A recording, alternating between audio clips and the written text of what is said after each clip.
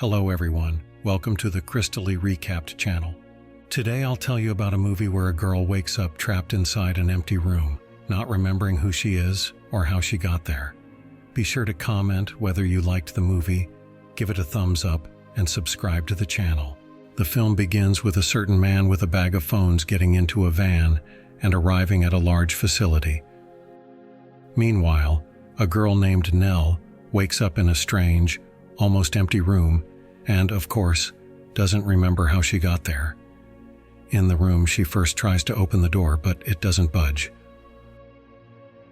On the wall, she notices a clock that doesn't show the time but keeps a record. In the corner, she finds a few more items: a red rope and her phone. It would have been too easy if she could have called for help. There's obviously no connection. After circling the room 20 more times, Nell notices a brown footprint on the floor, obviously left by the previous occupant. She notices the window and doesn't understand why it's there. Nell finally makes the first sound. She screams and asks what's happening. At that moment, the room is lit with green light, but quickly returns to normal. In her phone, she finds photos of the ocean, and to calm herself down, she says she's in a beautiful place looking at the ocean. Also in the phone, she sees a photo of her friend. They were very close. After a few unsuccessful attempts to open the window, she throws her slipper. Out of anger, Nell throws her phone against the wall, causing the iPhone to turn on her favorite song and even break through the wall.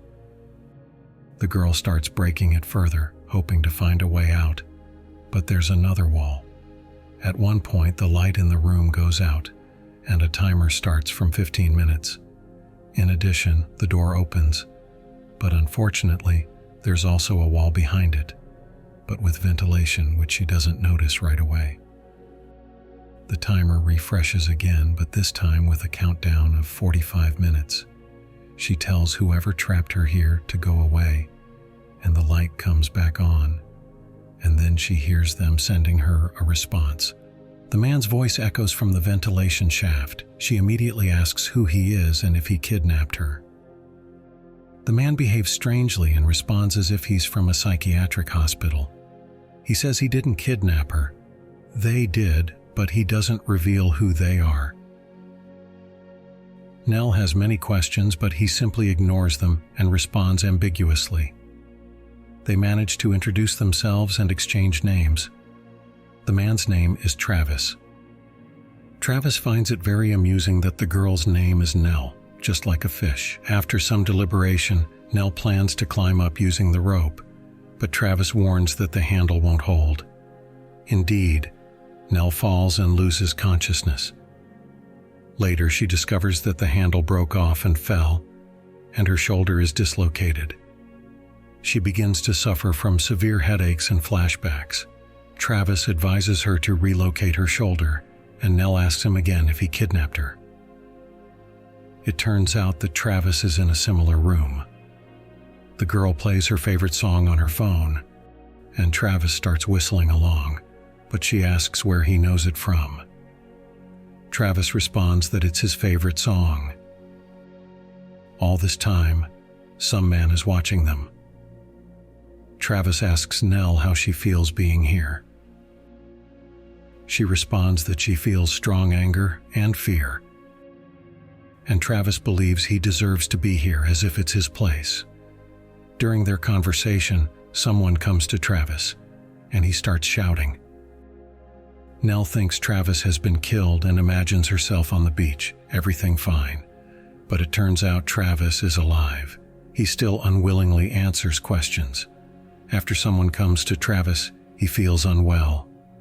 Nell continues the conversation with the stranger and begins to worry about him, convinced that he didn't kidnap her. Travis is very tired, and Nell asks him not to fall asleep while they try to save themselves. Nell finds a wire in the wall and again asks Travis not to fall asleep. She says he's all she has. But Travis says she has family who care about her in the outside world. She asks if Travis has lost someone dear to him, and he looks at a photo of a girl on his phone, saying he has lost someone too.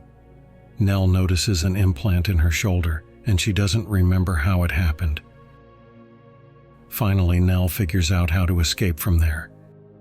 She takes the broken handle, and when there are 15 minutes left on the timer, she starts unscrewing the ventilation cover. She's running out of time, but she manages. She tells Travis to start unscrewing too. Nell deliberately dislocates her shoulder and climbs into the ventilation. She touches a laser beam and a loud alarm goes off. The whole room turns yellow. Travis starts to panic because he's afraid they'll come after him. Nell asks him to calm down. She relocates her shoulder and accidentally breaks the implant. They have a little over a minute left, and Travis starts panicking again. At one point, he says he's in a safe place and looks at the ocean. These are the same words Nell used to calm down. And when the covers are open from both sides, the timer reaches 0 and the doors between them close. In the room, Nell finds a gun and the gas starts to come out. Nell thinks the gun is meant for shooting herself in the head, but she decides to shoot at the window. After the shot, the room turns red. Nell realizes that the colors indicate the sound levels in the room. As Nell escapes, Travis also gets a gun. The girl successfully exits the room and realizes there's no night sky. She's in a large facility. She runs to the exit but can't leave without Travis. Nell approaches his window and sees that Travis doesn't understand how to break it. He doesn't hear Nell's screams and shoots himself in the head. An observer comes out of the door and Nell enters the control room. Passing through long corridors, she finds a TV with an advertisement hosted by Travis. He talks about a company that produces androids almost indistinguishable from humans. Leaving this room, she sees a picture with the girl from her phone, and she explains to local tourists that this is the CEO of the company. The observer finds Nell and turns her off. Later, they both find themselves on the beach next to the beautiful ocean. The observer turns out to be an ordinary tester who tests robots. He must interview Nell, but she still doesn't understand what's going on and asks why they killed Travis. But the employee explains that Travis is the previous model, destroyed to test the new model under the code name Nell. At some point, Nell realizes she's not human and, from shock, stops responding to any questions. The employee isn't very lucky because now the test will have to start over. This is the end of the movie. That's all for today. Subscribe and like if you want more videos like this.